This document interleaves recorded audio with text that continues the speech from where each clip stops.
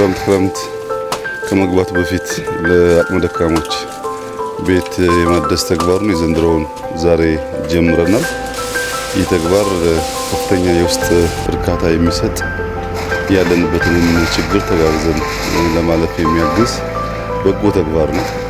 በዚህ በጎ ተግባር ላይ አቅም ጉልበት ያላቸው ሰዎች ሁሉ በየሰፈራቸው በየከባቢያቸው ፈርሶ የሚሰራም ከሆነ ባለበት የሚጠገንም ከሆነ የአቅመ ደካሞች፣ የአዛውንቶች፣ ልጆች የሌሏቸው መበለቶች ቢታገዙ በምድሩም በሰማዩም ጠቃሚ ስለሆነ